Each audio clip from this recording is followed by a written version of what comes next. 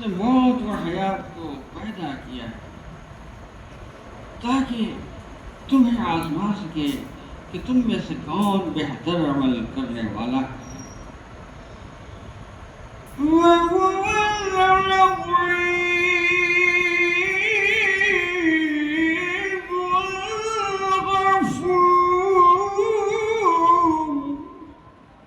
اور وہ زبردست بھی ہے اور درگزر کرنے والا بھی۔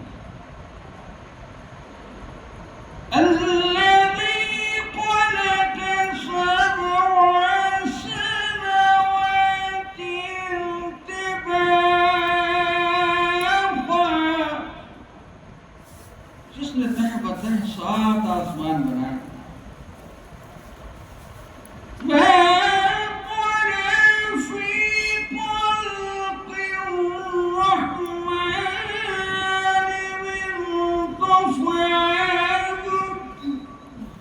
تم رحمان کی تخلیق میں کسی طرح کی بھی ربطی نہیں پاؤ گے۔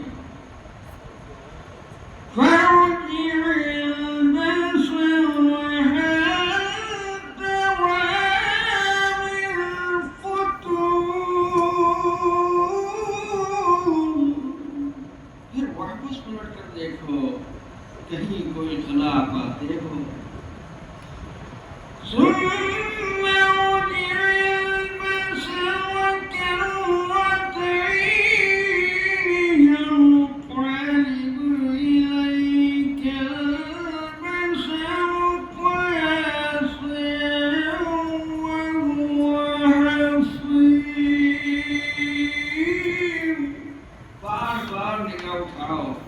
مگر وہاں سے تمہاری نگاہ پھٹ کر نامراد بھی واپس پلٹے گی۔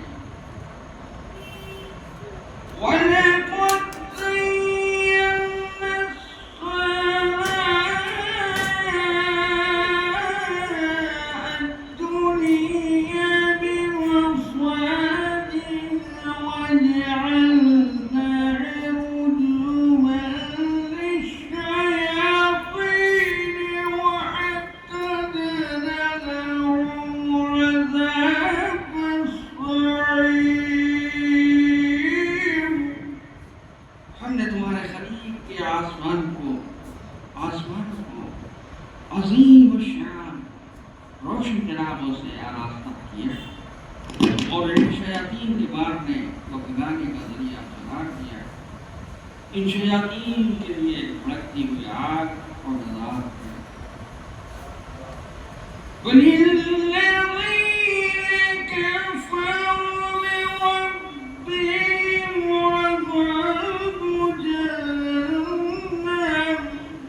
اور جن لوگوں نے اپنے پروردگار سے کفر کیا ان کے لیے بھی جہنم کا عذاب۔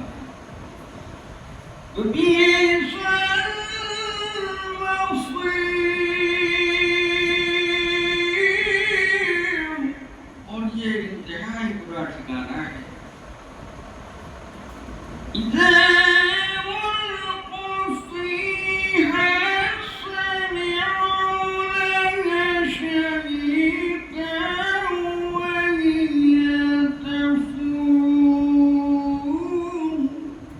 جب وہ اس میں پھینکے جائیں گے تو وہ اس کی دہاڑنے کی ہولناک آواز سنیں گے اور وہ جوش کھا رہی ہوگی، گویا شدت غضب سے پی جا رہی۔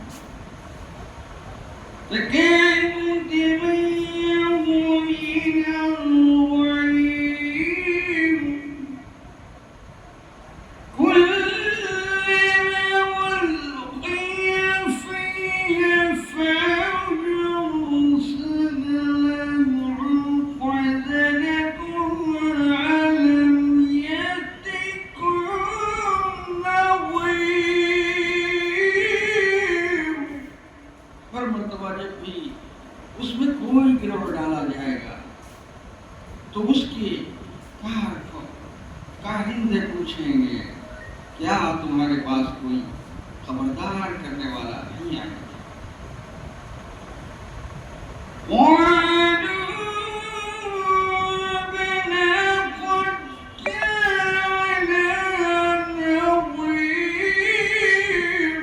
بس وہ جواب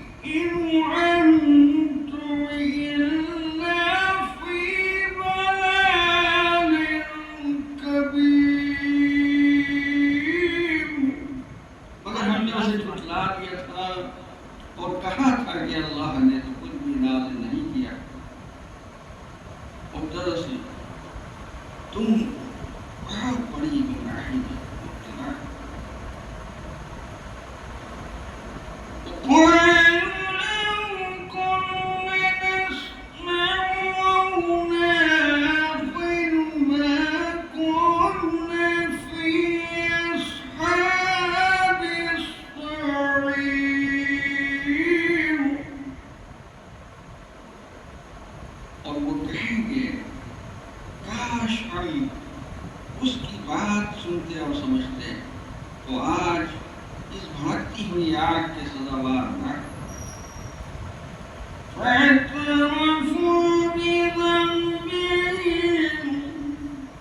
اس طرح وہ اپنے قصور کا اعتراف کریں.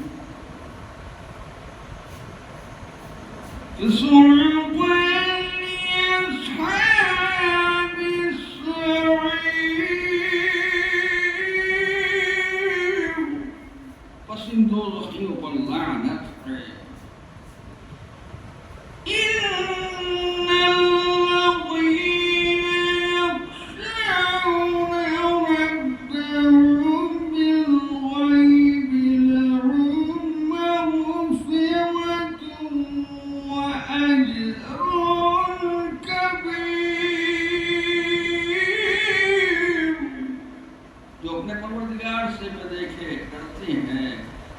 ان کے لیے مغفرت اور بہت زیادہ ہے.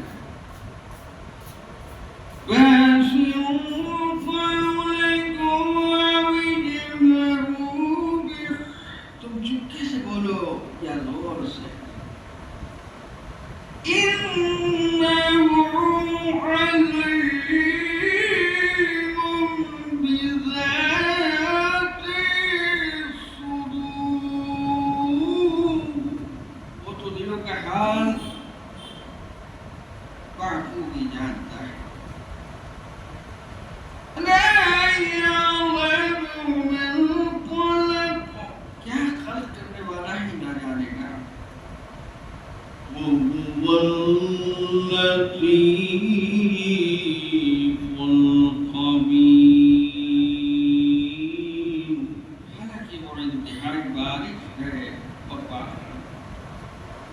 صدق الله العلي العظيم وصدق رسول النبي الكريم. سبحان ربك رب العزة عما يصفون وسلام على المرسلين والحمد لله رب العالمين. اللهم صل على محمد وآل محمد.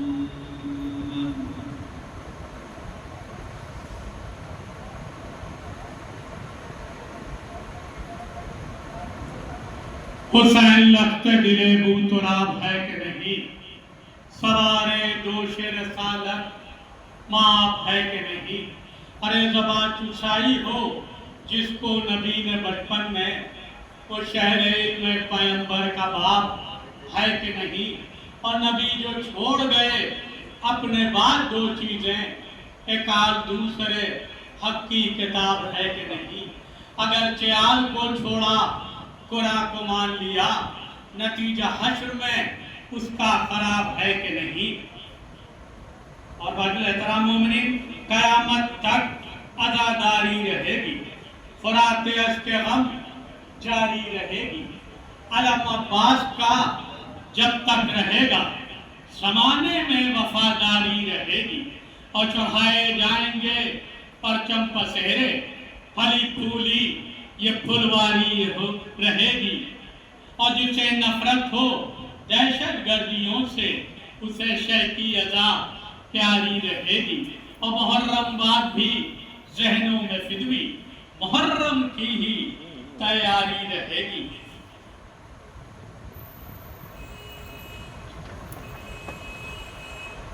چرچا ہے کہ حق کو ادا کر گئے دونوں. ارے چرچا ہے کہ حق کو ادا کر گئے دونوں، کی شان سے زینب کے پسر مر گئے دونوں. اب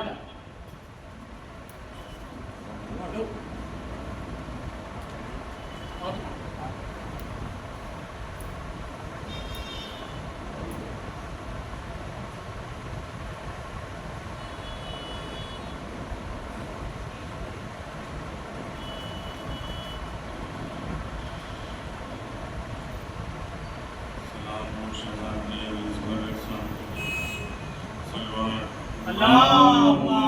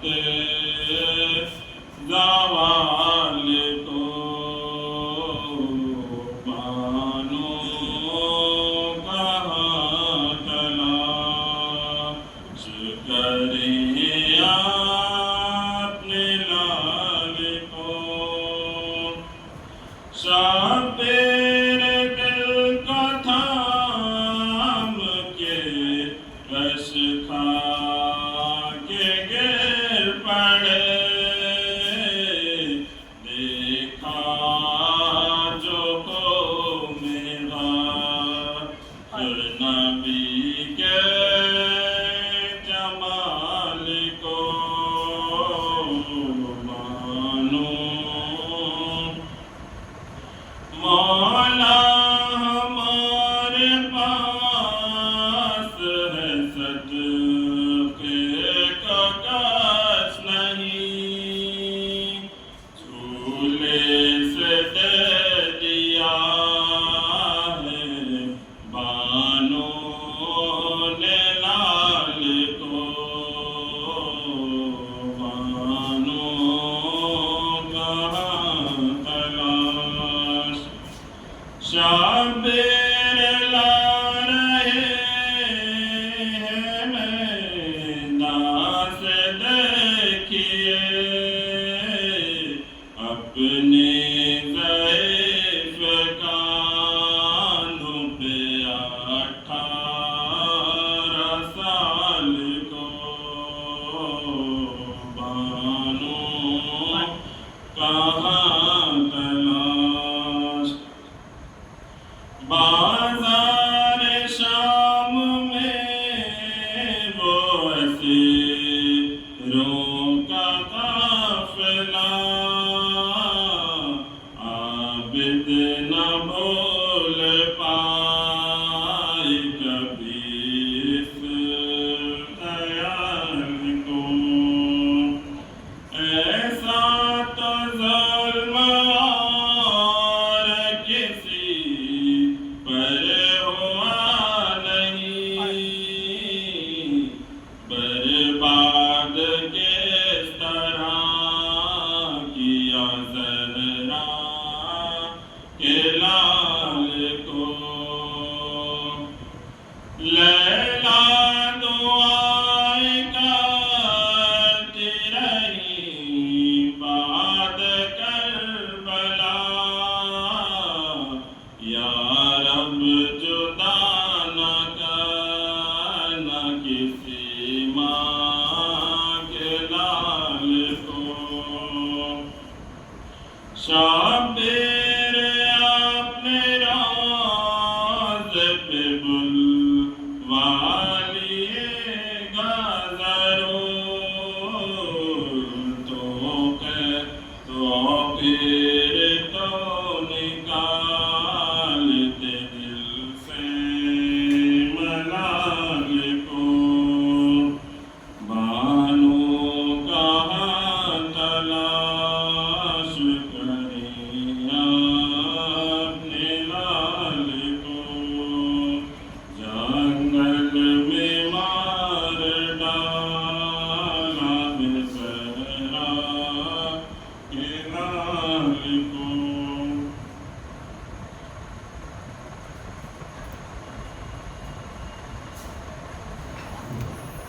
سرور جو چاہتے تھے ہوا کربلا کے بعد جاگا دلوں میں خوف خدا کربلا کے بعد لقمان دے رہے ہیں صدا کربلا کے بعد تقسیم کیجئے خاک شفا کربلا کے بعد اور خون حسین کھول گیا راستے تمام اسلام پھر سفر پر چلا کربلا کے بعد اشک ازاں ہوں میں میرے مقام بے شمار ہیں کہ پوچھیں نہ مجھ سے میرا پتہ کربلا کے بعد ارے پھر آ گیا حسین کی جانب یہ سوچ کر ارے بخشے گا کون میری خطا کربلا کے بعد اور منظور تھا جو قلب علی اور بطول کو ارے مختار نے وہی تو کیا کربلا کے بعد اور تاریخ نے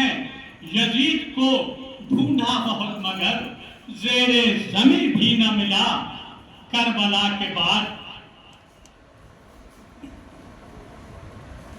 اور ہمشیر سے یہ کہہ کے جو روئے شہ ابرار بس آ گیا فرزندوں کے ہمت پہ اسے پیار ہراتی ہوئی خاک سے اٹھی وہ دل افگار بس آن کے لاشوں کے لیے بلائے کئی بار کانپے جو قدم گر کے سنبھلنے لگی زینب منہ بھرے چہرے سے ملنے لگی زینب۔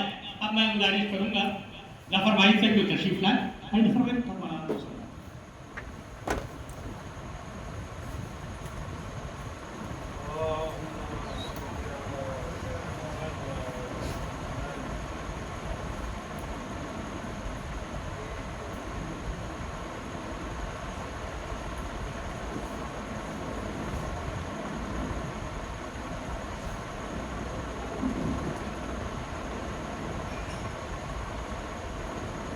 نعرہ صلوات ہو گئی۔ اللہم صلی محمد و آل محمد۔ چار مشرے سماعت فرمائیں۔ چوتھے امام کے والد ہیں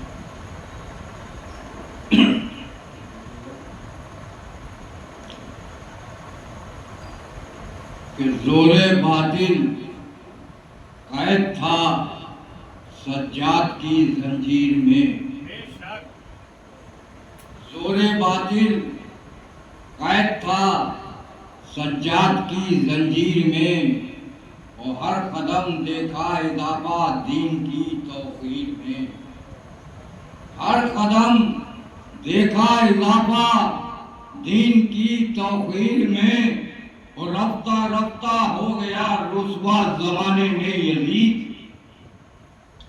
رفتہ رفتہ ہو گیا رسوا زمانے میں یزید، روشنی باقی ہے اب بھی ماتم شبیر میں، رفتہ رفتہ ہو گیا رسوا زمانے میں یزید، روشنی باقی ہے اب بھی ماتم شبیر میں۔ ایک نعرہ صلوات بھیجیں۔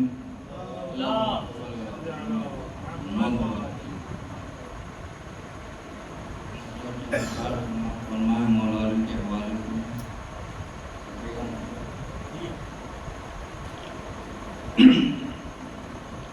کہ لہجے میں علی خالق اکبر سے ملے گا، لہجے میں علی خالق اکبر سے ملے گا، وہ بستر پر جو سویا تو پیغمبر سے ملے گا، بستر پر جو سویا تو پیغمبر سے ملے گا، اور رکھتا ہے بلا فصل علی پر جو عقیدہ، رکھتا ہے بلا فصل علی پر جو عقیدہ، بس جام اسے ساقی کوثر سے ملے گا، رکھتا ہے بلا فصل علی پر جو عقیدہ، بس جام اسے ساقی کوثر سے ملے گا۔ اس شعر بطور آپ دیکھیں گے کہ رکھتا ہے بلا فصل علی پر جو عقیدہ، بس جام اسے ساقی کوثر سے ملے گا، اور ملتی ہے سلونی کی صدا اب بھی فضا میں، ملتی ہے سلونی کی صدا اب بھی فضا میں، چاہو تو جواب آج بھی حیدر سے ملے گا، ملتی ہے سلونی کی صدا اب بھی فضا میں، چاہو تو جواب آج بھی حیدر سے ملے گا، اور مل جائے گا اسلام کی کشتی کو کنارہ، مل جائے گا اسلام کی کشتی کو کنارہ، جب شے کا گلا شمر کے خنجر سے ملے گا، مل جائے گا اسلام کی کشتی کو کنارہ، جب شے کا گلا شمر کے خنجر سے ملے گا۔ ایک نعرہ صلوات بھیجیں۔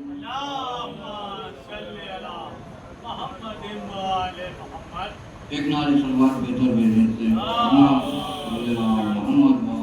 محمد وآل کی دیکھیں گے بطور خاص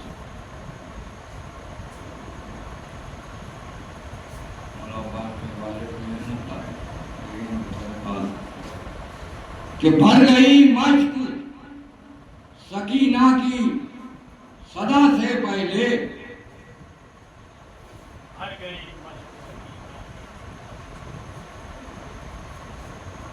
بھر گئی مشق سکینہ کی صدا سے پہلے، اور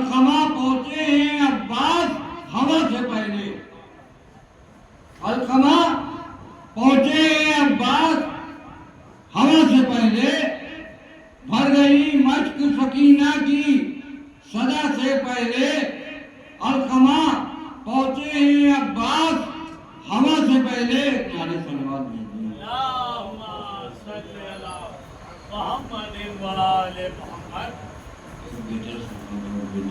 اللہم صلی علی محمد محمد و آل محمد۔ جناب بھر گئی مشق سکینہ کی صدا سے پہلے، اور علقمہ پہنچے ہیں عباس، ہوا سے پہلے، ہو کے بے دست جو دیتا ہے دعا سے پہلے، ہو کے بے دست جو دیتا ہے دعا سے پہلے، اس کے روضے کی زیارت ہو قضا سے پہلے، اس کے روضے کی زیارت ہو قضا سے پہلے، اور جس نے عابد کے وسیلے سے دعا مانگی ہے، جس نے عابد کے وسیلے سے دعا مانگی ہے، ہو گیا اچھا وہ بیمار دوا سے پہلے، جس نے عابد کے وسیلے سے دعا مانگی ہے، ہو گیا اچھا وہ بیمار دوا سے پہلے، اور جس نے شبیر کے روضے کی زیارت کر لی، جس نے شبیر کے روضے کی زیارت کر لی، مل گئی خلد اسے روضے جزا سے پہلے، جس نے شبیر کے روضے کی زیارت کر لی، مل گئی خلد اسے روضے جزا سے پہلے، اور شہ کے سجدے نے اسے خلد بنا رکھا ہے۔ بطور خاص لکھیں گے، شہ کے سجدے نے اسے خلد بنا رکھا ہے۔ کربلا کیا تھی بلا خاک شفا سے پہلے، شہ کے سجدے نے اسے خلد بنا رکھا ہے۔ کربلا کیا تھی بھلا خاک شفا سے پہلے۔ تو یہ بھی شعر بطور خاص دیکھیں گے، ایک مصرع آغاز ہے اور ایک انجام ہے۔ ایک نعرہ صلوات بھیجیں۔ کربلا کیا تھی بھلا خاک شفا سے پہلے، اور جانے کیا شاہ نے بے شیر کے کانوں میں کہا۔ ایک شعر کے لیے میں 5-6 شعر پڑھیں۔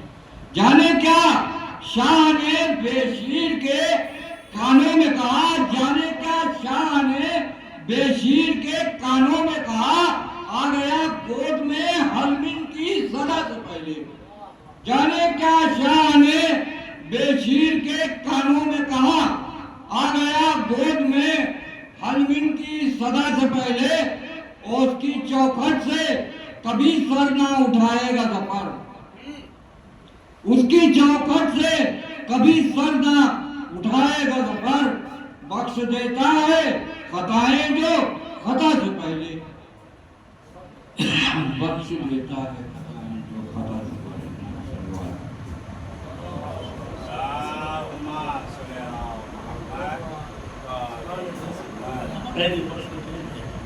کسی پڑھا نہیں؟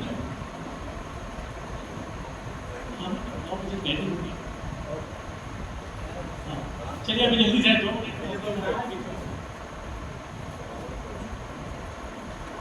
میری مائک گزارش میں جلدی تشریف لیں، سواہن تھوڑا پڑتا ہے۔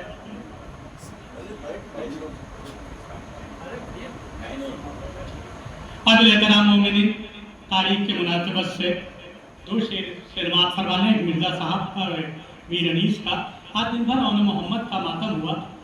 مرزا صاحب نے کہا کہ شادیانوں کی صدا زیر قنات آتی ہے، شادیانوں کی صدا زیر قنات آتی ہے، کیسا رونا میرے بچوں کی بارات آتی ہے۔ امیر انیس نے کہا کہ تم کیوں کہو کہ لال علی کے ولی کے ہو، تم کیوں کہو کہ لال علی کے ولی کے ہو، ارے فوجیں ہی خود پکاریں نواز علی کے ہو۔ معزز احترام مومنین، ہم پڑھیں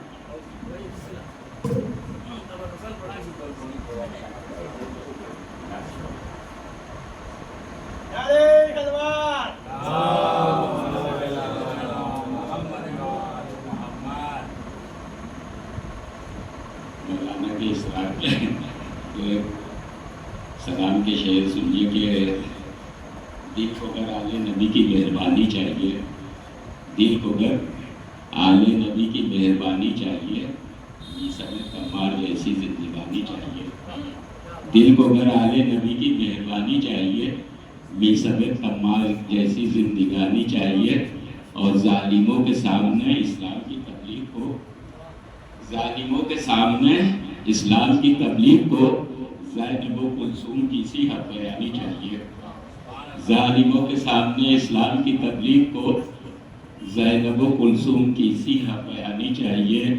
اور رو رہے ہیں کربلا والوں کو سب اہل جہاں، رو رہے ہیں کربلا والوں کو سب اہل جہاں، صبر کی ایسی دلوں کو حکمرانی چاہیے، رو رہے ہیں کربلا والوں کو سب اہل جہاں، صبر کی ایسی دلوں کو حکمرانی چاہیے۔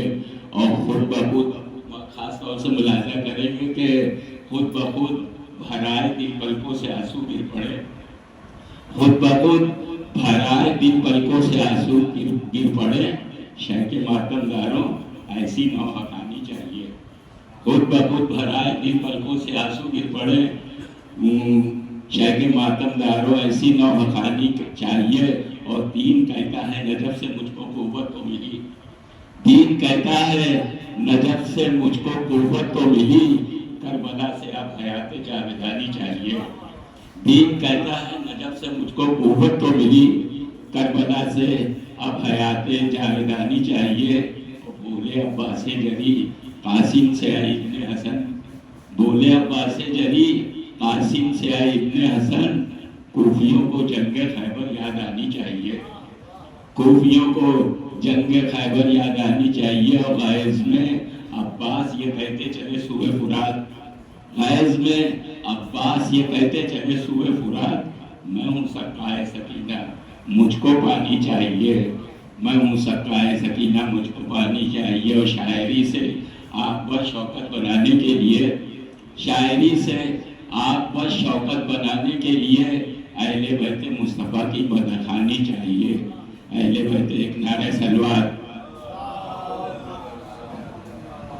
اور ظلم حد سے بڑھ گیا ہے، اس کو مٹنا چاہیے، ارے ظلم حد سے بڑھ گیا ہے، اس کو مٹنا چاہیے، پھر زمانے کو محمد کا نواسا چاہیے۔ اور جان پیاری ہے تو ہٹ جاؤ کہا عباس نے، ہم یہاں آئے ہیں، ہم کو یہ علاقہ چاہیے۔ قابل احترام مومنین، اب اس خمسہ مجالس کی پانچویں مجلس کو بھی اپنے مخصوص انداز سے خطاب فرمائیں گے حجت الاسلام والمسلمین علی جناب مولانا حسین عباس امی صاحب قبلہ۔ بآواز بلند نعرہ سلوات۔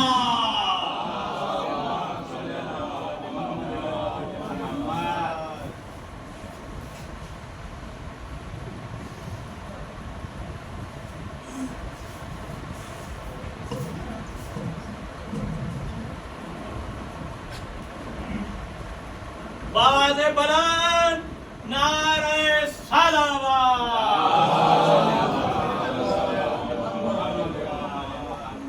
رحم اللہ من قرأ الفاتحہ۔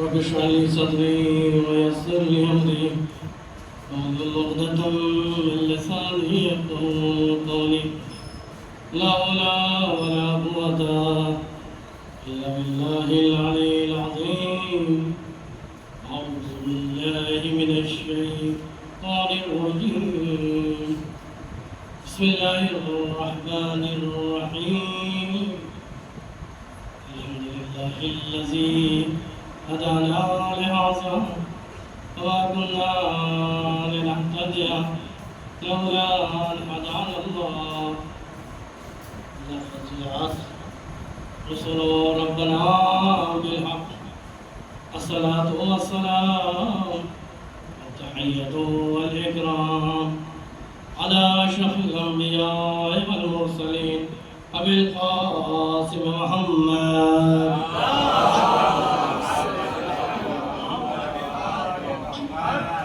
وعلى أهل بيت الطيبين الطاهرين المعصومين المظلومين. أما بعد، فقد قال الله تبارك وتعالى في كتابه الكريم الفرقان الحميد وقوله الحق. بسم الله الرحمن الرحيم. قل لا يستوي الخبيث والطيب ولو أعجبك كثرة الخبيث محمد وعلى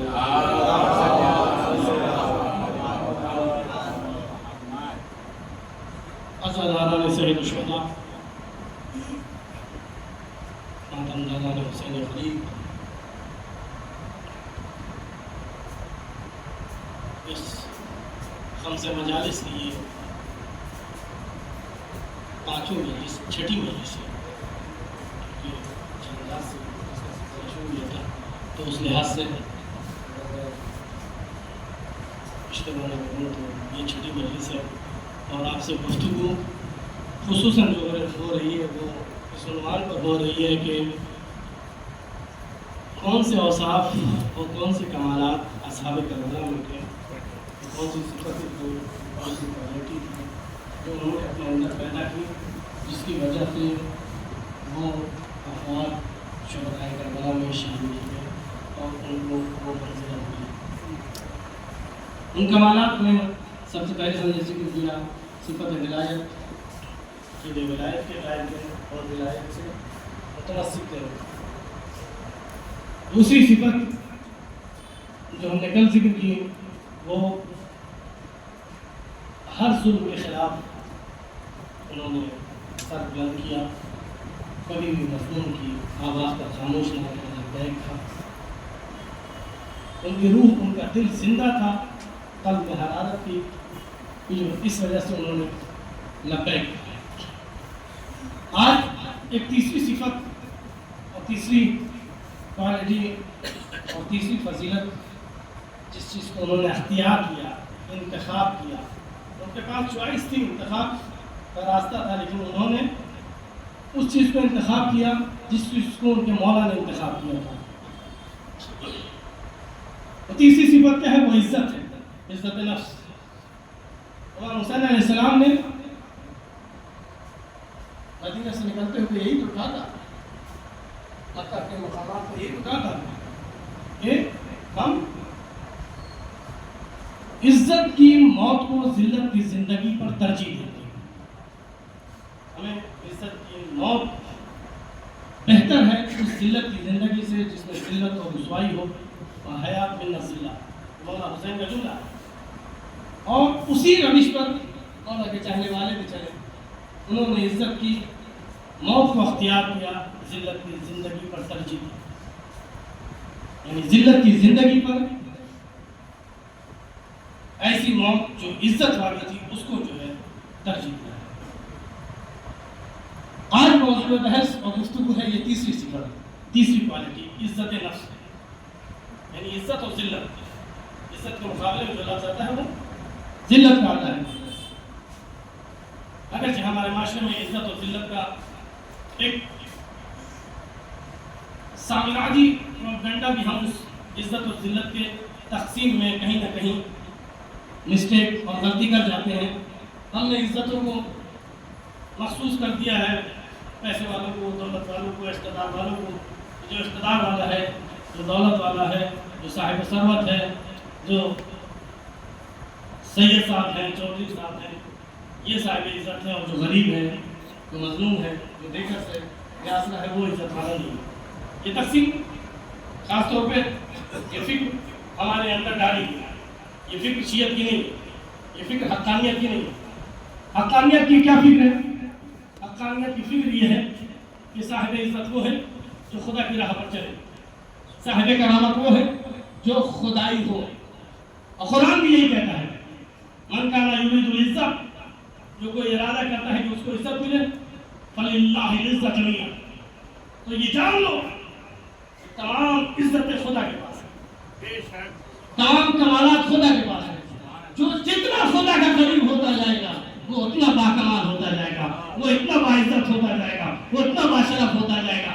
اب خدا یہ نہیں دیکھے گا کون غریب ہے، کون مظلوم ہے، کون بے کس ہے، جو جتنا اس کی بارگاہ میں آ کر قربت خدا کو حاصل کرے گا وہ اتنا باشعور اور باشرف بنتا جائے گا۔ اب میرا عزیزو، تاریخ میں دیکھ لو، بہت سے افراد ایسے تھے جو باشرف تھے، خاندانی لحاظ سے باکمال تھے، لیکن خدا سے دور تھے، الہی میسج سے دور تھے، الہی پیغام سے دور تھے، خدا سے دوری کیے ہوئے تھے، فاصلہ تھا۔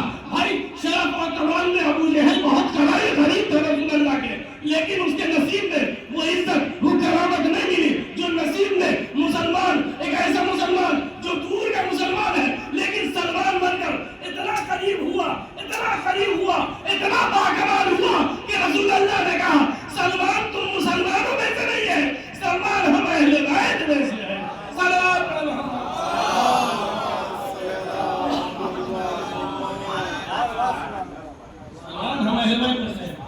سلمان کیا تھے؟ دور فارس سے آئے ہوئے تھے، کوئی رشتہ داری نہیں تھی، کوئی عزیزداری نہیں تھی، کہیں بہت بڑے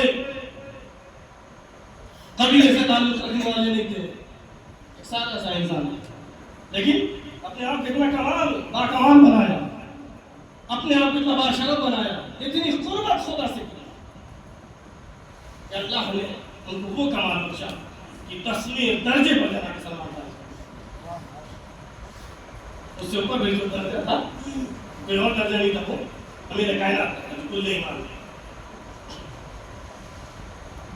تو شرف ہے، عزت ہے خدا کے ہاتھ میں، جو چاہتا ہے کہ عزت حاصل کرے، باکمال ہو، تو خدا کے راستے پر اور خدا کے طرق پر چلے، دنیاوی عزت پر چلے گا تو اسے عزت نہیں ملے گی۔ کیوں؟ کیونکہ امام معصوم نے فرما دیا ہے، مولا کائنات کی، امیر کائنات کی یہ حدیث موجود ہے کہ جو بھی شخص، حدیث کا جملہ پڑھ رہا ہوں، جو بھی شخص خدا کے علاوہ کہیں پر عزت پاتا ہے وہ قطعی طور پر وہ عزت نہیں ہوتی، وہ ذلت ہوتی ہے جب خدا کے مقابلے میں ہو۔ حدیث کا جملہ ہے امیر کائنات کا کہ جہاں پر خدا کے مقابلے میں کسی شخص کو کہیں سے عزت ملے تو یقیناً طور پر وہ عزت نہیں ہے، وہ ذلت ہے، کیونکہ عزت خدا نے اپنے ہاتھ میں رکھی ہے۔ بہت سوچے جاتا ہے۔ اسی وجہ سے مفکرین اسلام کا دنیاوی سسٹم سے کافی اختلاف ہے اس فکر میں۔ وہ سمجھتے ہیں کہ جو غالب آ گیا ہے وہ صاحب عزت ہے، جو غالب آ گیا ہے۔ بہت سے ایسے شیطانی نمائندے ہیں جنہوں نے مکر کیا، فریب کیا، یہ حربہ کیا، وہ حربہ کیا، اور مظلوم پر ظاہری طور پر ایک محلے میں غریب ہے، اس کو فلاں صاحب نے کسی طریقے دبا کے، ڈرا کے، دھمکا کے، مکر سے، فریب سے اس پر مسلط ہو گیا۔ تو کیا اس کا مطلب ہے یہ جو مظلوم تھا یہ ہار گیا، یہ ذلیل ہو گیا؟ یعنی مقابلہ ہوا ان سے اور اس مظلوم سے، لیکن ظاہری طور پر دنیا نے دیکھا کہ انہوں نے اس کو پٹوا بھی دیا، پولیس کے حوالے بھی کرا دیا، ذلیل بھی کرا دیا، چوراہے پر بھی جو ہے پٹوا دیا۔ تو یہ آیا ذلیل ہوا یا عزیز ہوا؟ اس ترجمے کے لحاظ سے تو یہ ذلیل ہو گیا، یہ مظلوم، اور یہ جو مکر فریب پر مسلط ہے وہ غالب آ گیا۔ تو اس کا مطلب یہ دنیاوی غلبہ ہے، اسے دین الہی والا غلبہ نہیں کہیں گے، یہ خدا کے نزدیک عزت والا نہیں ہے۔ اگر یہی معیار الہی معیار ہوتا تو پھر ایسی صورت میں یزید سب سے بڑا عزتدار ہوتا، یزید سب سے بڑا عزتدار ہوتا۔ یزید نے حسین نے علیہ السلام کو قتل کیا، ان کے گھر والوں کو اسیر بنایا، بچوں کو شہید کیا، لاشوں پر گھوڑے دوڑائے، ہر لحاظ سے ہر کام دوسرے کر دیا۔ تو اس لحاظ سے، اس لغت کے معنی کے لحاظ سے یزید عزیز ہوا، اور اس نے اپنی عزت کے لیے کیا، ہم ان کو ذلیل کریں گے اور عزت ہماری ہوگی۔ یہ تو ہے نا، عام معاشرہ اگر توجہ کرتا تو اس کو یہ سمجھ آتا کہ یزید کی عزت ہوئی ہے، لیکن ہوا کیا؟ اسلام کہتا ہے کہ عزت خدا کے ہاتھ میں ہے اور عزت خدا کے لیے ہے۔ جو الہی طرق کو، الہی عقیدے کو، الہی اصول پر گامزن دیتا ہے، اگر اس اصول سے وہ ہٹ جاتا ہے تو وہ ذلت اس کے نصیب میں آتی ہے۔ امام حسین علیہ السلام اگر جو اپنا اصل، اپنا علم، اپنا مقصد تھا، اس مقصد سے ہٹ جاتے تب تو یزید صاحب عزت کہلاتا ہے۔ لیکن تاریخ گواہ ہے، کوئی جھوٹی بھی تاریخ نہیں کہہ سکتی ہے کہ حسین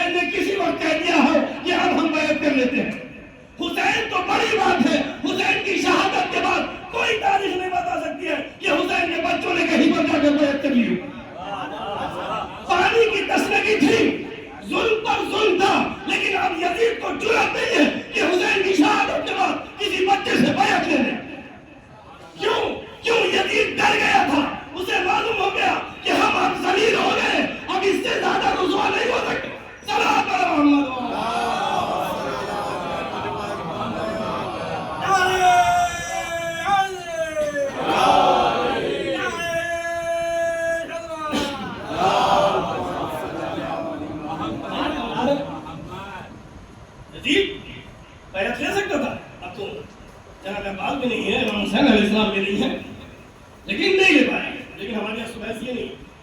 اصل بحث یہ ہے کہ عزت اور ذلت کے جو معنی ہیں، عزت کے معنی ہے کہ انسان غالب آ جائے، جو غالب آتا ہے وہ صاحب عزت ہے، اور جو مغلوب ہو جاتا ہے وہ صاحب ذلت ہے.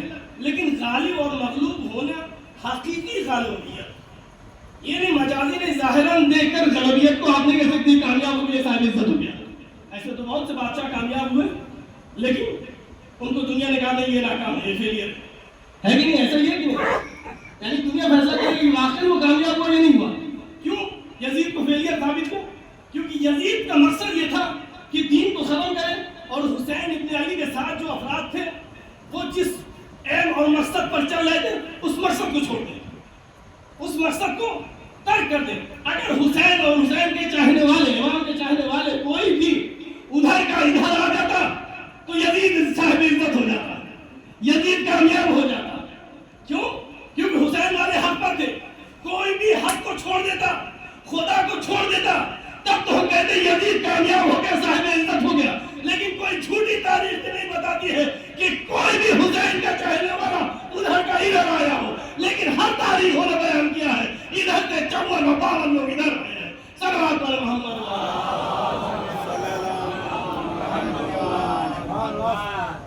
ہے کہ نہیں؟ یعنی عزت کا معیار یہ ہے کہ جو انسان الہی راستہ اختیار کی ہے اس کو ترک نہ کرے، اس سے کمپرومائز نہ کرے کسی بھی لحاظ سے. اگر وہ اس پر باقی ہے، چاہے اس کا تن و گردن میں جدائی ہو جائے، سر و تن میں جدائی ہو جائے، اس کے اہل خانہ اسیر ہو جائے، وہ مٹ جائے، اس کا لاشا مٹ جائے، اس کی ہستی تمام ہو جائے، لیکن صاحب عزت صاحب کرامت وہ رہے گا، اور وہ زندہ اور پائندہ رہے گا. کیوں؟ کیونکہ اس نے جس مقصد کے لیے قدم اٹھایا تھا، جس جہاد کے لیے قدم اٹھایا تھا، جس اہم پیغام کو لوگوں تک پہنچانا چاہتا تھا، اس پیغام کو پہنچا دیا اور بتا دیا کہ حسین ابن علی عزت کی موت کو نصیب کر سکتا ہے، حاصل کر سکتا ہے، لیکن ذلت کی زندگی حاصل نہیں کر سکتا. امام رضا علیہ السلام کے پاس ایک شخص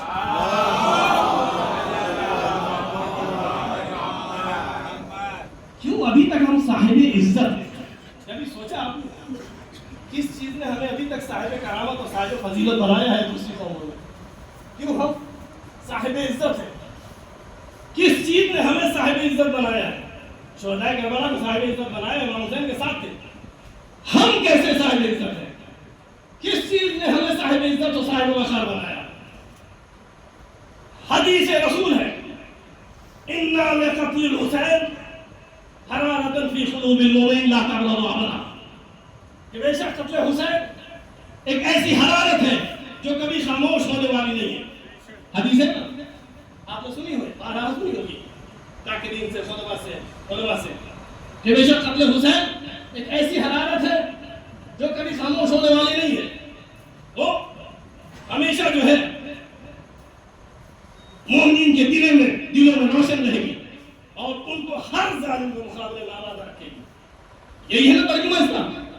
اب امام رضا علیہ السلام سے آ کر سوال کرنے والے نے سوال کیا کہ مولا یہ بتائیے، توجہ یہاں پر، مولا یہ بتائیے کہ حرارت زیادہ بہتر ہے یا ٹھنڈک زیادہ بہتر ہے؟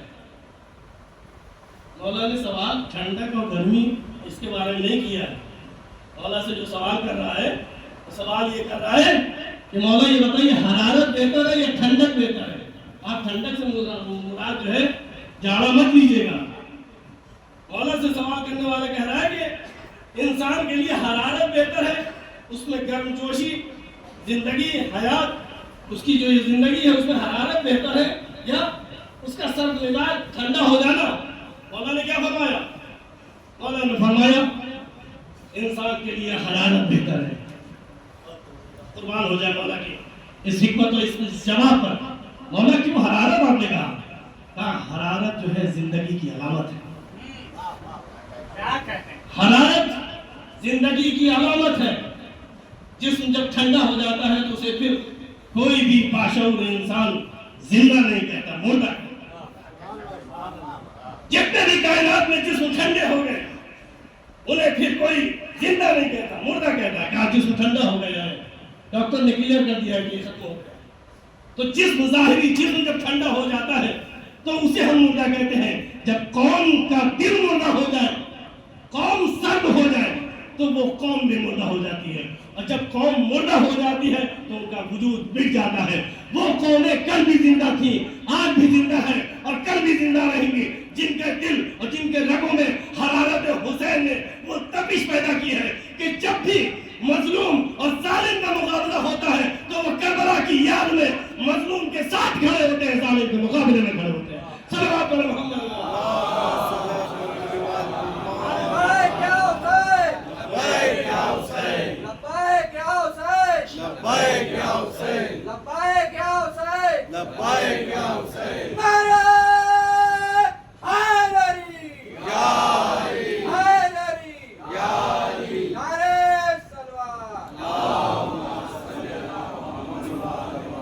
وہ قومیں، وہ افراد کہاں گئے جو سرد تھے، جو ٹھنڈے پڑے ہوئے تھے، خاموش تھے؟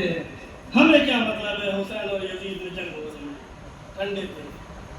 مولانا امام رضا نے بتا دیا جو ٹھنڈے ہوتے ہیں وہ مردہ ہوتے ہیں، جن میں حرارت ہوتی ہے وہ زندہ ہوتے ہیں۔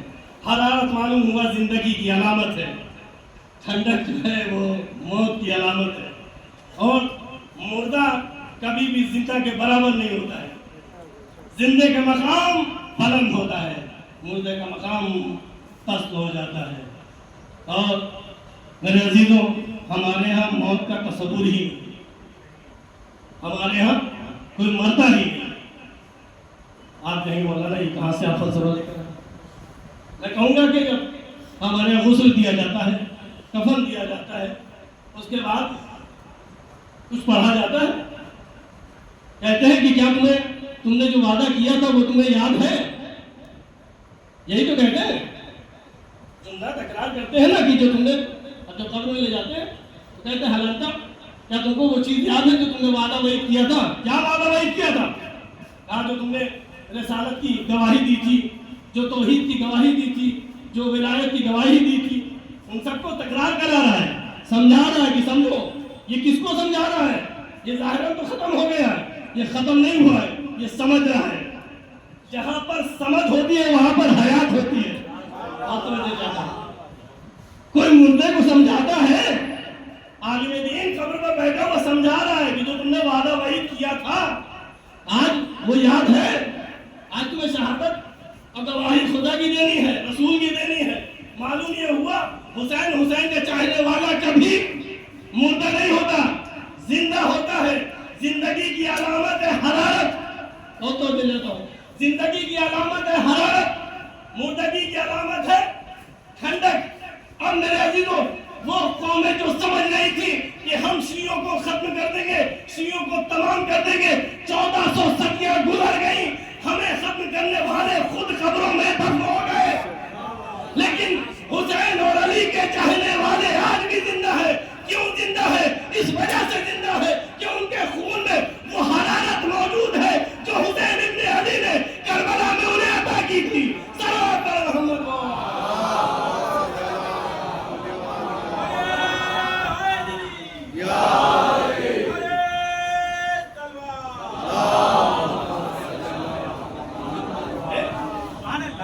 کبھی بھی یہ ٹھنڈا اور یہ حرارت رکھنے والا برابر نہیں ہے۔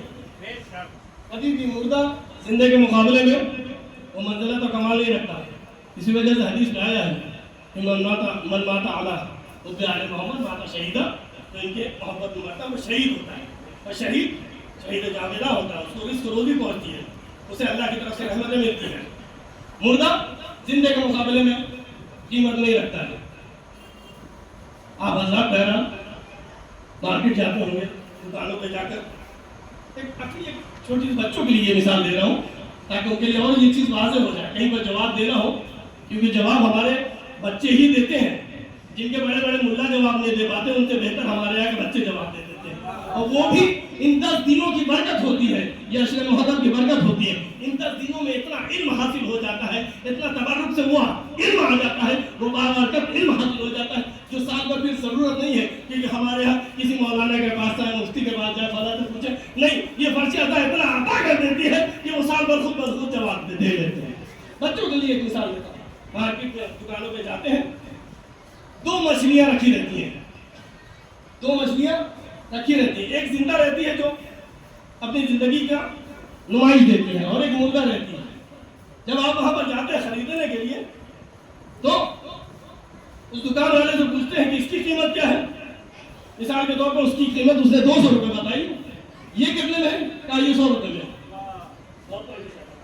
کہا دونوں مچھلی ہے لیکن اس کی قیمت زیادہ ہے اور اس کی قیمت کم ہے, جبکہ دونوں حلال ہیں. لیکن ایک باشعور جب جاتا ہے اور دیکھتا ہے ایک زندہ ہے اور ایک مردہ ہے, تو اس نے فیصلہ کر لیا کہ جو زندہ ہے اس کی قیمت زیادہ ہے. جو زندہ ہے وہ باقیمت ہوتا ہے, باارزش ہوتا ہے. ہر خریدار زندہ کو خریدتا ہے, کوئی مردہ کو نہیں خریدتا. تو میرے عزیزو, اگر ہم آپ زندہ رہیں گے تو ہمارا خریدار امام زمانہ آئے گا. اگر ہم مردہ ہو جائیں گے تو کوئی ہمارا خریدار نہ ہوگا. لہذا زندہ قوم بن کر رہے اور جیے تاکہ ہمارا خریدار ہمارا امام بنے. صلوات محمد. لبیک یا حسین, لبیک یا حسین. یہ لبیک یا حسین کا نعرہ آپ کی زندگی کی علامت ہے. مردے لبیک یا حسین نہیں کہتے ہیں, جو زندہ ہوتا ہے وہ لبیک یا حسین کہتا ہے. ایک صلوات پڑھ محمد.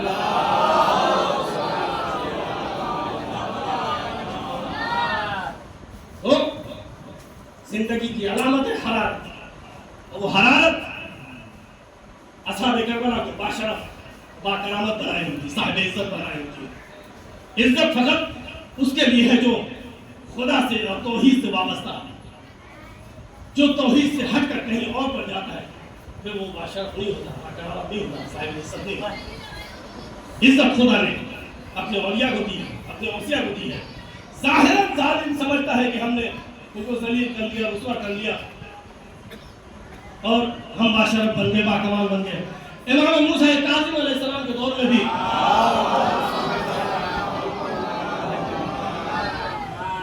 امام موسیٰ کاظم علیہ السلام کے دور میں حاکم مریض ہوا.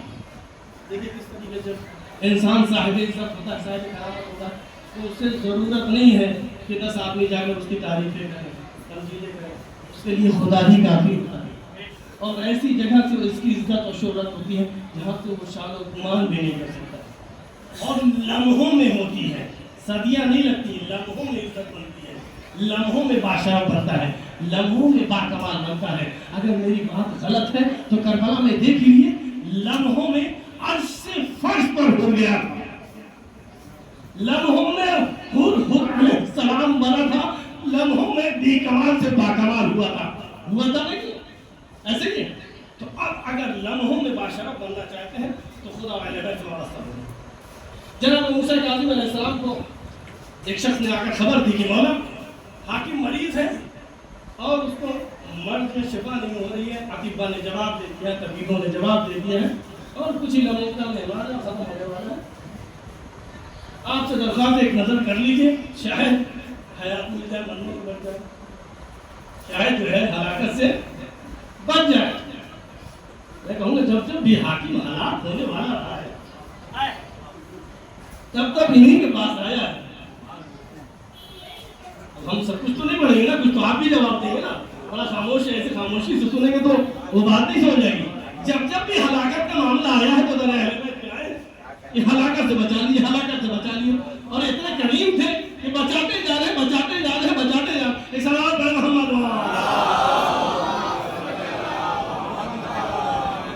یہ سلسلہ ابھی تک جاری ہے, یہ سلسلہ ابھی تک جاری ہے.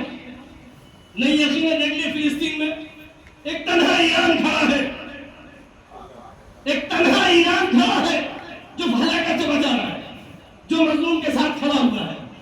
کتنے اسلامی ممالک ہیں, کسی میں دم نہیں ہے کہ وہ دشمن سے آپ کو بیعت ملا.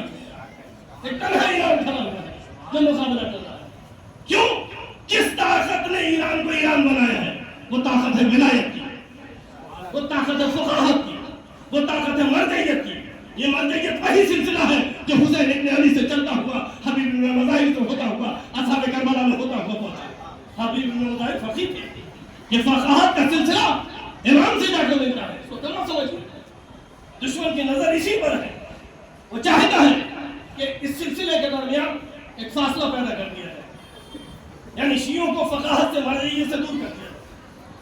पूरा बुरा फिरका निकला हुआ है मरजियत का दुश्मन आयतुल्लाह सिस्तानी, आयतुल्लाह खामनी, हसनुल्लाह को, जिन्होंने पूरी जिंदगी सर्व कर दी उन्होंने आले मोहम्मद को याद करने में, हिफ्ज़ करने में, और अपनी हिकमत और शराफत और उससे शियत को हिफाजत कर रहे हैं।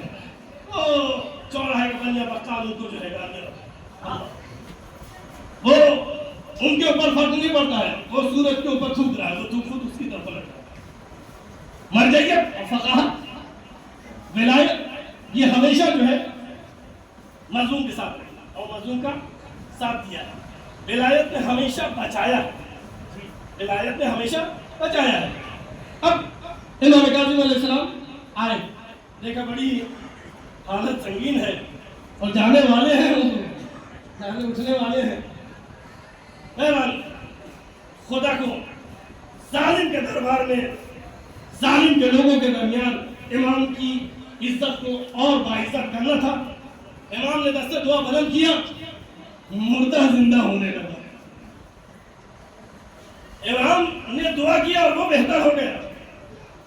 तारीख कहती है कि अब जितने अतराफ में लोग थे वो कहने लगे आपने कौन सी दुआ पढ़ी है, कौन सी दुआ पढ़ी है। आज भी लोग मौलाना लोग के पीछे पड़ जाते हैं, कुछ दुआ पढ़ दीजिए, कुछ दुआ लिख दीजिए। दुआ से ज्यादा ज़बान में असर होता है, और वो फिक्रे इमाम मासूम की ज़बान से जारी हो जाए तो मुर्दा भी जिंदा हो जाता है कि नहीं है? अब पूछ रहे क्या कहा, क्या कहा मैंने खुदा को, खुदा की इज्जत का वास्ता दिया कि खुदा इसने जिल्लत को अख्तियार किया इस हाकिम ने, जिसका नतीजा हुआ कि ये मौत तक पहुंच गया हो। अब ये मेरे पास आया है, मेरी इज्जत का वास्ता है, तेरी इज्जत का वास्ता है कि मेरी इज्जत को बरकरार रखा। और ये दुआ कबूल हुई और वो बाहयात हो गया। मालूम ये हुआ कि इमाम मासूम जब दुआ करते हैं तो बड़े बड़े मुर्दे जिंदा हो जाया करते हैं, और इसी के बरक्स अगर इमाम मासूम बददुआ करते हैं बड़ी बड़ी कौमें फना हो जाती है। दूसरा वाक़या जहां पर वक्त के यजीद ने चाहा कि इमाम को जलील कर दे, इमाम जवाद नवे इमाम, इनको मामून ने बगदाद बुलाया। बगदाद बुलाने के बाद कहा मेरा इरादा यह है कि मैं अपनी बेटी की शादी, उम्मुल फज़ल की शादी आपसे करूँ और ये हुकूमत आपके हवाले करूँ। इमाम का बरकरार कमसिनी का ज़माना है। अब ये खबर उसने अपने हवारियों, अब्बासियों, इनके दरमियान पेश की कि बनी अब्बास का खलीफा है इमाम।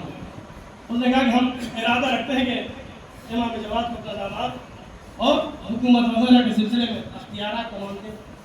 अब जो हसद करने वाले थे, अगर जो उन्हें मामून की सियासत पर बड़ा यकीन था, कहने लगे क्या बच्चे के हवाले आप जो है जो हुकूमत कर रहे हैं और ताकि फिर गालिब आ जाएंगे और फिर हमारा सब खत्म हो जाएगा, और ये कम सिन बच्चा है, ये कैसे संभालेगा, इल्म नहीं है, दानिश नहीं है।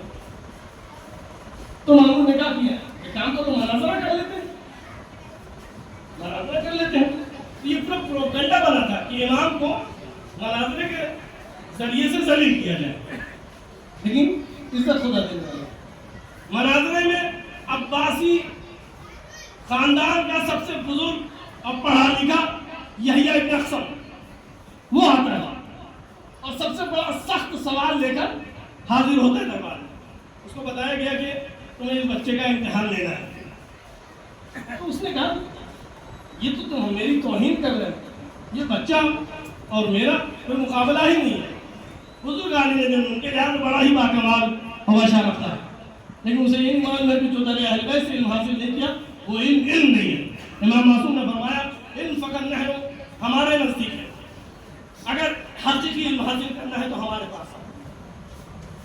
अब उसने अपने लिहाज से बड़ा ही गहरा सवाल, क्या सवाल किया?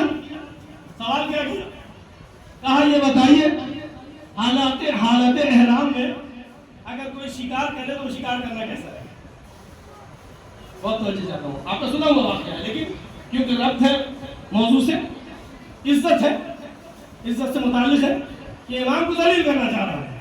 سوال کیا کیا؟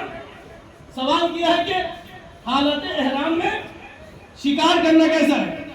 مولا نے کہا تیرا سوال ناقص ہے، تیرا سوال ادھورا ہے، تیرے سوال میں 100 اشکالات ہو سکتے ہیں۔ کہا کہ اس لحاظ سے، کہا حالت احرام میں جو یہ شکار کر رہا ہے آیا آزاد ہے یا غلام ہے؟ حالت احرام میں جو یہ شکار کر رہا ہے یہ چرند کا کر رہا ہے کہ پرندے کا کر رہا ہے؟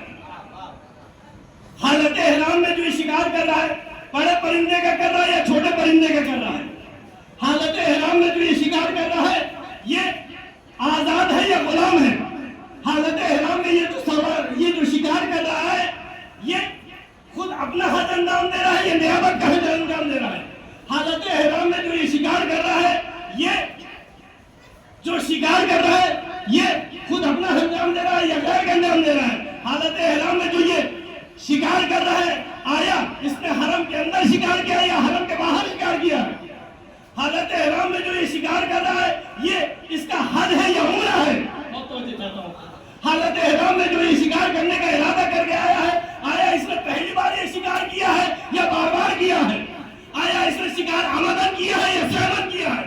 یہ اپنے شکار پر نادم ہے یا شرمندہ؟ سوال کر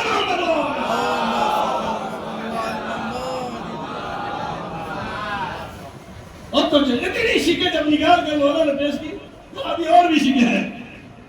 ہمارے زبان میں کہتے ہیں کہ بے ہوش ہونے سے یہ سمجھ گئے مولا اب تعجب تھا۔ اب انہوں نے کہا کہ آپ کا انتخاب بہترین انتخاب ہے، مامون صاحب آپ کا انتخاب بہترین انتخاب ہے۔ آپ نے جس کو انتخاب کیا ہے وہ کمالات کے لحاظ سے، فضائل کے لحاظ سے صاحب عزت ہے، صاحب شرافت ہے، لیکن کیونکہ آل محمد سے دشمنی تھی نا، عمر فضل کے ذریعے سے زہر دیا ہے۔ زداروں آج 5 محمد ہے، آج سے زہر اور علوی مختر میں مقبولان ہوتا ہے کی شہادتیں بیان کرتے ہیں۔ سب نے شہادت روز عاشورہ کی ہے، لیکن ہمارے علماء و بزرگوں نے اس کو مرسوم کر دیا ہے کہ پاک محرم سے، پھر اصحاب کے تذکرے کے بعد سے اور اولاد کے تذکرے کے بعد۔ آج ان 2 بچوں کا، ان 2 جوانوں کا ذکر کرنا ہے جن کی ماں نے مدینے سے لے کر مکہ تک، مکہ سے لے کر کربلا تک انہیں دست شفقت نہیں کیا، پیار نہیں کیا۔ کہیں کوئی بھی تاریخ نہیں بتا سکتی ہے کہ اور محمد کو زینب نے اپنے جگر سے لپٹایا ہو، پیار کیا ہو، کہیں کوئی بھی تاریخ۔ صرف زینب کی نظر حسین نے علی بنائی دی،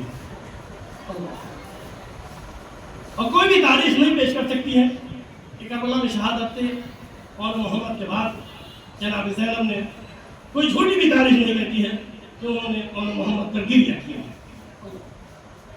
نہ کربلا میں نہ شام میں۔ کب گریہ کیا؟ جب مدینہ پر، جب گھر میں آئے بیت الشرف۔ جناب زینب کی شادی جناب عبداللہ سے ہوتی ہے۔ عبداللہ سے شادی سے پہلے امیر کائنات نے عبداللہ کو بلایا، عبداللہ ابن جعفر ان کو بلایا۔ بلانے کے بعد کہا عبداللہ دیکھو میں اس شرط پر شادی کروں گا، اپنی بیٹی کو رخصت کروں گا کہ جب تم اس بات کو قبول کرو گے کہ جب بھی زینب حسین سے ملنا چاہے کہ تم کبھی روکو گے۔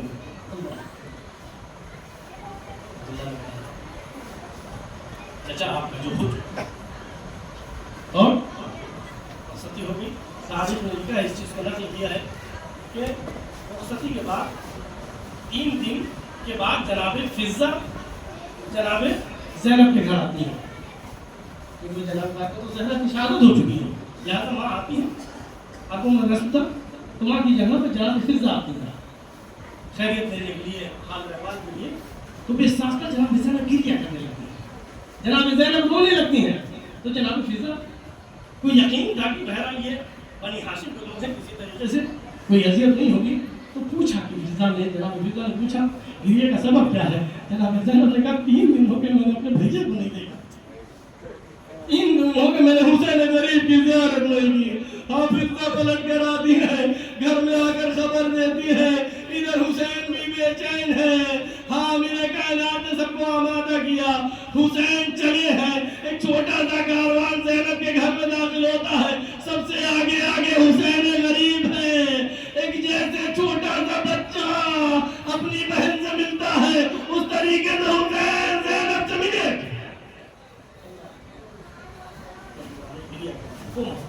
कोई कपड़ा ने लिखा है कि जब इजाजत नहीं मिल रही थी और मोहम्मद को बार बार जनाब ज़ैनब भेजती थी और इजाजत नहीं दे रहे मोहम्मद से, तो एक बार दोनों बच्चों की उंगलियां पकड़ी और लेकर हुसैन गरीब के सामने आते हैं और कहती भैया भैया क्या आप चाहते हैं कि मैं रोज़े क़यामत अम्मा ज़हरा के सामने शर्मिंदा हूँ?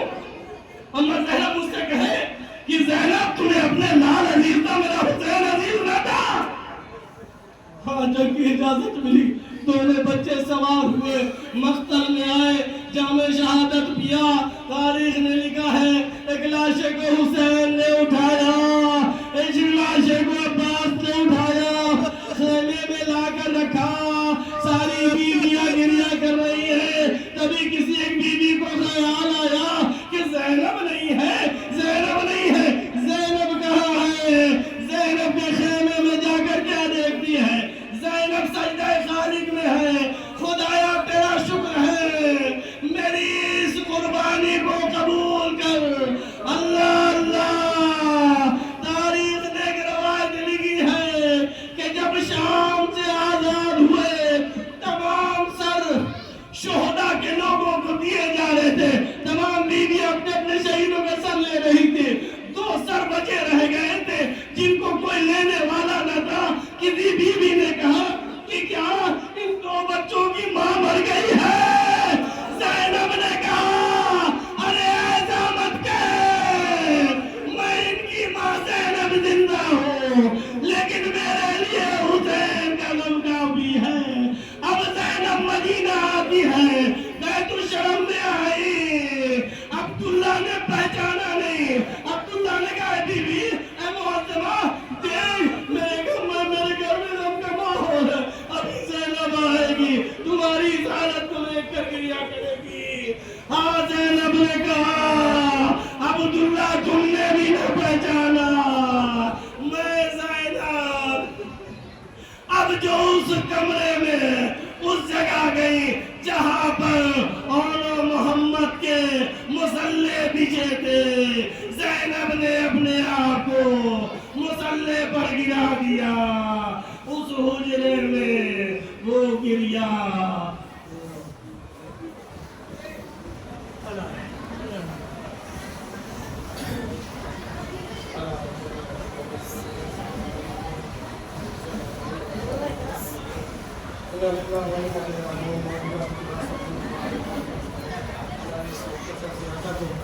शरफ कबूलियत अता फरमा। साहिब इज्जत करार दे, साहिब करामत करार दे, परवरदिगार को मखलूमीन हो सकते हैं, उनकी क़ब्र पर रहमत नाज़िल करे। परवरदिगार उनको शफ़ाअत इमाम हुसैन नसीब फरमा। परवरदिगार दुनिया जहां में जहां पर जो भी मरीज उसको शफ़ाए कामिल व आजिल अता फरमा। हमारे इमाम को ज़हूर में ताजिल फरमा, हमें उनके आवाज़ और साथ शुमार फरमा। आप बता से गुजारिश को खाने की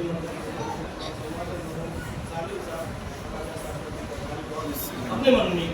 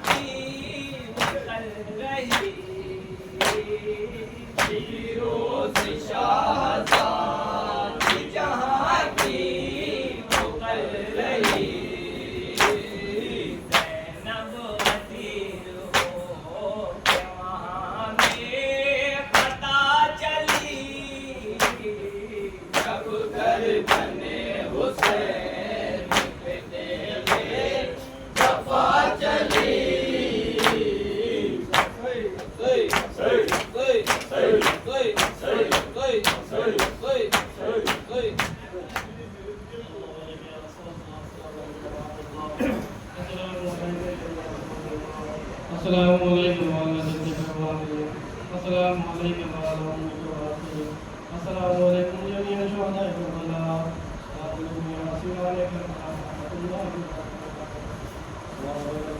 السلام علیکم وعلیکم السلام السلام علیکم السلام علیکم السلام علیکم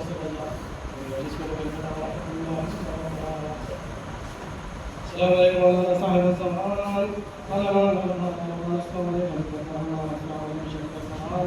السلام علیکم السلام علیکم